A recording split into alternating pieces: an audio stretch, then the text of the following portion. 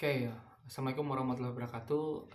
Pada kesempatan kali ini saya coba share terkait dengan materi soft skill. Nah, kebetulan saya kemarin coba buka buku dari Aksoro. Nah, menurut saya ini buku ini cukup lumayan juga sangat membantu, apalagi di level leader ini, supervisor, manager, kemudian division head pasti akan mengalami yang namanya eh, kita dihadapkan pada tim yang usia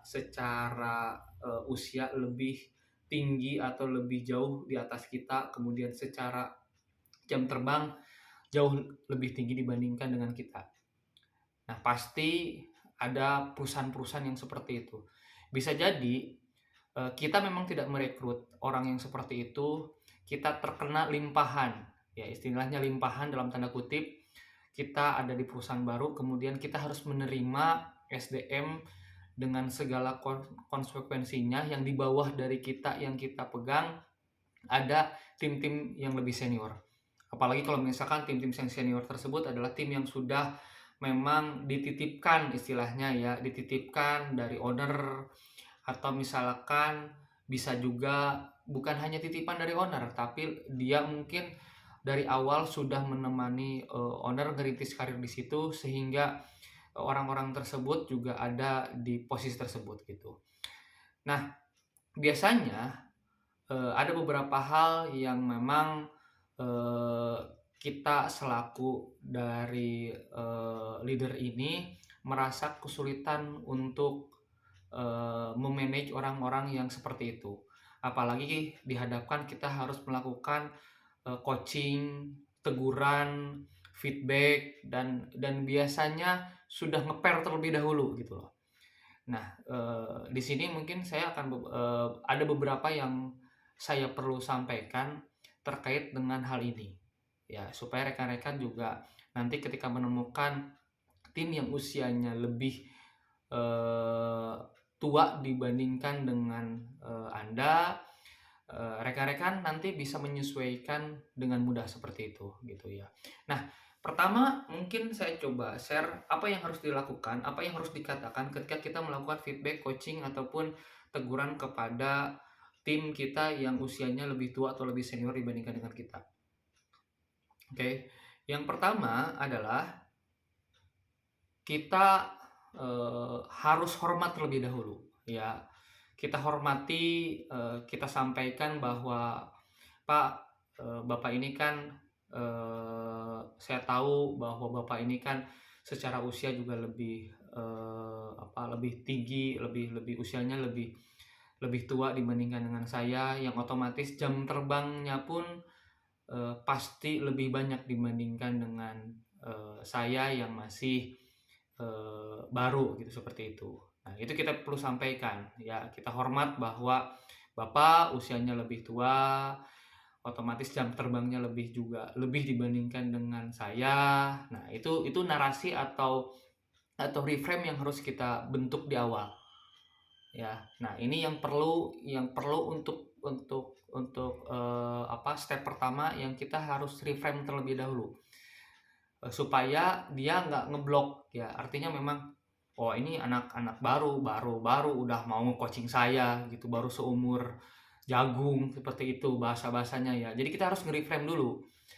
Jadi kita hargai dulu, kita apresiasi kontribusi dia sudah berapa lama kerja di sini, lebih senior, lebih tua, yang yang dimana dedikasinya juga sudah sangat tinggi. Nah itu kita juga perlu mengangkat dia.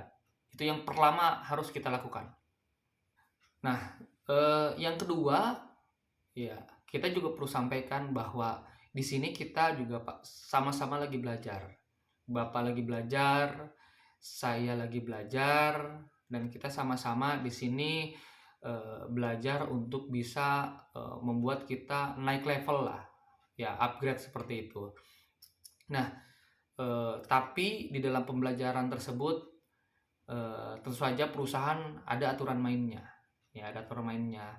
Nah, aturan main tersebut bisa tertuang dalam bentuk value. Kalau dia melanggar, misalkan melanggar hal-hal yang sifatnya itu kayak pencurian, kemudian sebagainya, kita masukkan ke dalam value. Jadi value kita nggak boleh mencuri dan sebagainya.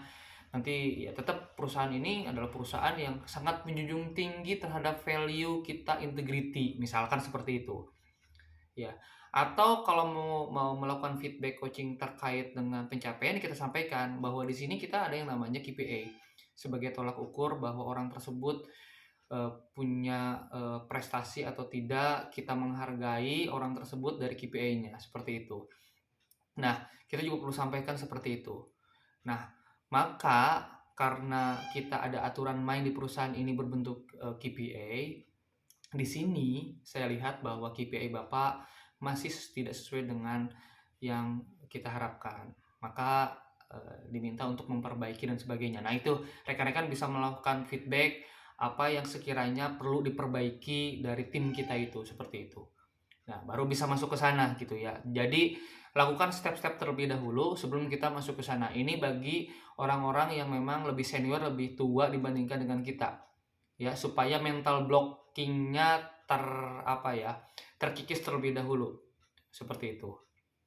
Nah, baru nanti setelah itu kita sampaikan sebagai closingnya apa yang mesti kita bantu Pak, supaya misalkan Bapak bisa nyampe targetnya, apa yang bisa saya bantu terkait dengan pencapaian yang turun ini, apa yang bisa saya support terkait dengan pencapaian yang masih di bawah standar ini gitu. Nah, itu closingnya bisa menggunakan itu ya.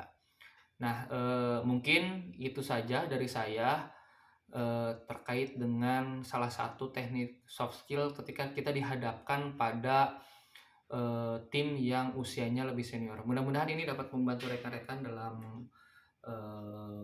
istilahnya untuk memperlancar lah ya koordinasi rekan-rekan ke tim, supaya tim juga mau follow, mau ikut, mau juga timnya menghargai Anda sebagai seorang leader yang istilahnya itu bisa meningkatkan kompetensi Anda ya. Jadi jangan cuma ya istilahnya cuma nyuruh-nyuruh doang gitu, tapi juga di sini juga rekan-rekan dengan closing tersebut bisa membuktikan bahwa rekan-rekan juga sangat peduli terhadap KPI dari karyawan atau tim yang ada di bawah kita, seperti itu.